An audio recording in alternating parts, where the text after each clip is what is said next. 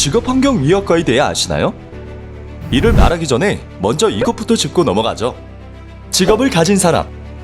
일을 너무 과하게 하면 앓게 되는 병이 있습니다. 그 이름하여 바로 직업병. 흔히 볼 수 있는 손목터널 증후군, 어깨 회전근 손상, 디스크라 알려져 있는 추간판 탈출증 같은 근골격계 질환부터 방사선과 소음 노출, 그리고 수은 납 등 중금속 중독에 의한 병까지 직업병의 범위는 참 다양한데요. 그렇다면 직업병은 언제부터 있었을까요? 직업병의 역사는 인간의 역사와 함께 시작됩니다. 선사시대 사람들은 마을의 식량을 얻기 위해 다같이 힘을 모아 위험한 동물들을 사냥하곤 했는데요. 이 그림을 보시죠. 기원전 구석기에 그려진 프랑스 라스쿠 동물의 벽화입니다. 큰 황소 옆에 부러진 창과 쓰러져 있는 사람이 있습니다. 그렇습니다. 기록으로 남은 최초의 산재 피해자라고 할 수 있겠어요. 마을 사람들은 이 산재 피해자 가족에게 사냥해온 고기를 똑같이 나누어 주었을 겁니다. 인류 역사 속에서 나타난 최초의 산재보험쯤 되겠네요. 이러한 사회안전망이 있었기에 우리 인류가 발전할 수 있었죠. 그런데 이러한 발전 속에서 예기치 못한 변수가 나타나요. 불과 다양한 재료를 다루기 시작하면서 유해 물질에 노출되기 시작한 것이죠. 그렇게 우리 인류는 일하면서 생기는 사고뿐 아니라 타면서 발생하는 연소 물질, 작업할 때 발생하는 분진과 가스, 듐, 중금속 등으로 인해 생기는 질병들도 피할 수 없게 되었습니다. 기원전 3세기, 히포크라테스가 이를 깨달았습니다. 질병이 초자연적인 힘으로 생기는 게 아니라 질병마다 특정한 원인이 있음을 알게 된 것이죠. 그리고 그 병의 원인을 밝히기 위해선 환자의 직업이 중요한 단서가 될 수 있음을 깨닫고 후배 의사들에게 환자를 볼 때 꼭 직업을 물어보라고 가르쳤습니다. 그래요. 이것이 바로 직업환경의학의 시초입니다. 그런데 요즘 의사들 환자에게 직업이 무엇인지 잘 물어보던가요? 아무리 건강한 사람일지라도 유해한 환경 속에서 장시간 일하면 건강에 이상이 생길 수밖에 없습니다. 우리나라의 직업병은 1980년대에 홍수처럼 불어났습니다. 급격한 산업화가 불러온 예상된 결과였죠. 하지만 기존의 의료 시스템으로 직업병에 대응하는 건 역부족이었어요.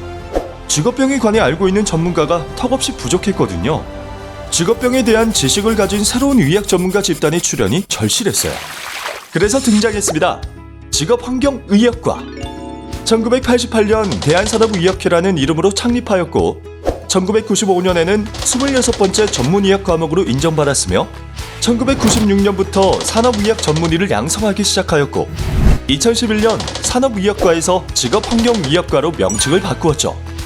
그리고 현재 매년 35명의 전문의가 사회로 배출되어 근로자와 주민을 위해 열심히 일하고 있습니다. 이처럼 직업병 관리에 진심인 사람들, 대체 어떤 일을 하냐고요? 우리나라 근로자라면 누구나 의무적으로 건강검진을 받게 되어 있죠. 이를 직업환경의학과에서 진행하고 있습니다. 사무직 근로자는 2년에 한 번, 생산직 근로자는 보통 1년이나 6개월에 한 번 검진을 받도록 하여 체계적으로 직업병을 관리하고 있습니다. 이러한 건강검진도 일반 건강진단과 특수건강진단으로 분류되는데요. 일반 건강진단은 모든 근로자를 대상으로 하는 동일한 검사 항목의 검진입니다. 국가에서 비용 대비 가장 효과적인 검사를 주기적으로 하도록 정해놓았으니 잊지 말고 꼭 받아야겠죠? 그렇다면 명칭만 들어도 뭔가 달라 보이는 특수건강진단은 무엇일까요? 산업안전보건법으로 정해진 유해물질 노출 근로자가 이에 해당합니다. 검사 항목도 유해물질 종류에 따라 천차만별로 달라지는데요. 때문에 근로환경에 대한 철저한 사전조사 후 검진을 한다고 합니다. 물론 근로자의 특수한 근무 환경에 대한 의사의 이해도 동반되어야겠죠. 그래야 잘 검사할 테니까. 그렇다면 검사만 하면 끝이냐? 아니죠. 나머지는 근로자분들과 사업주, 보건관리자분들께 달렸어요. 결과지를 꼼꼼하게 읽어보시고 건강을 위한 공고사항을 되도록 꼭 지켜주세요. 공고와 의무사항들이 잘 지켜지는지 정부의 꼼꼼한 관리도 필요해요. 참, 암도 직업병에 해당될 수 있다는 사실을 아시나요? 1775년 런던의 정형외과 의사인 퍼시벌 포트는 굴뚝 청소부들 중에 음낭암이 많이 발생한다는 것을 발견했습니다. 유해물질이 일반적인 건강 악화뿐만 아니라 암도 유발할 수 있다는 직업성 암의 첫 발견이었죠. 과거 영국에서는 몸집이 작은 어린아이들을 이용하여 굴뚝 청소 일을 시켰는데요. 이때 노출되는 콜타르피츠와 벤조파이렌과 같은 물질이 음낭암 발병의 원인이 된 것이었습니다. 이 같은 직업성 암은 발생하는 전체 암의 약 5%를 차지할 것으로 추정하는데요. 우리나라에서는 현재 0.1%도 못 찾아내고 있어서 더 적극적으로 직업성 암을 찾아야 할 필요성이 있어요.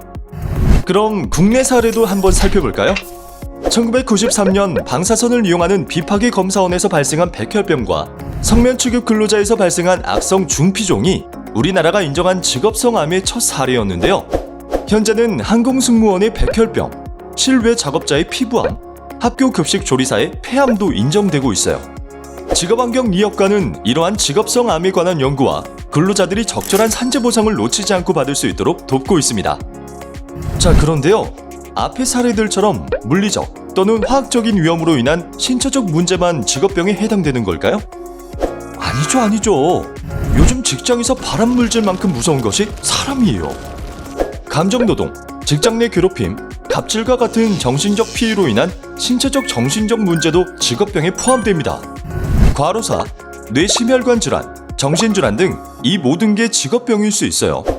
그래서 직업환경의학과 의사들은 병원 밖 공장을 누비며 산업보건이나 팩토리 닥터라는 이름으로도 일을 하고 있어요. 일터에서 발생 가능한 위험 요소를 사전에 제거하기 위해 다양한 관리 체계와 예방 계획을 수립하는 역할을 하고 일터에서 직접 적절한 치료를 제공함으로써 근로자의 건강을 지키고 있습니다. 물론 이러한 관리 덕분에 아프지 않으면 좋겠지만 직업병을 100% 피해갈 수는 없잖아요. 직업병에 노출된 사람들에게 제대로 된 보상을 해주기 위해 직업환경의학과에서는 질병과 업무 사이에 인과관계를 밝히는 업무 관련성 평가를 한다고 해요. 철저한 역학조사도 동반되죠. 근데 이렇게 잘 치료하고 보상만 하면 뭐 하겠어요? 직업병으로 허리 디스크 수술을 받은 사람에게 다시 중량물을 들게 하고 폐암을 치료받은 근로자를 다시 광산에서 일하도록 한다면 건강 악화라는 악순환이 계속될 겁니다. 그래서 직업환경의학과에서는 치료받은 근로자가 지속적으로 건강하게 근무할 수 있도록 건강에 문제가 생기지 않을 수 있게 업무량과 업무 내용을 조절하는 역할도 함께 하는데요. 이를 업무 적합성 평가라고 부릅니다. 자, 그럼 직업환경의학과 업무가 여기까지냐? 그렇지 않습니다. 직장에서의 피해뿐 아니라 환경질환 사건이 발생했을 때도 중요한 역할을 하는데요. 환경오염 또는 불량한 생활용품으로 인한 피해 발생 시 과학적인 노출 수준 평가를 시행함으로써 주민들의 건강에 어느 정도 영향을 끼쳤는지 조사하여 밝혀냅니다. 일례로 과거 성면광산 인근 주민들이 성면에 의한 질병을 많이 앓는다는 것을 밝혀내고 2011년 성면피해구제법을 발효시켜 현재 이 법에 따라 많은 분이 피해구제를 받고 계신다고 해요. 직업환경의학과는 이처럼 환경성 질환과 관련된 법 제정의 과학적 근거 수집을 위해 열심히 활동하는 등 근로자의 일터인 공장을 넘어 주민 건강을 지키기 위해서도 힘쓰고 있답니다. 365일 근로자와 주민을 위해 노력하는 직업환경의학과는 화순 전남대학교 병원과 전남대학교 병원에도 있습니다. 화순 전남대학교 병원 직업환경의학과는 1993년 전남대학교 병원 6동 1층의 산업의학과 외래 개설을 시작으로 2003년 전남대학교 의과대학 소속의 정식 산업의학교실로 인정. 2004년 화순 전남대학교 병원의 직업환경의학과 외래와 건강증진센터 및 환경독성검사실을 추가로 개소하여 현재의 모습을 갖추게 되었죠. 일하다 병이 생기거나 아프신 분 직업환경의학과에 편하게 방문해주세요. 배가 아프면 내과, 눈이 아프면 안과, 일하다 아프면 직업환경의학과 의사를 찾아주세요.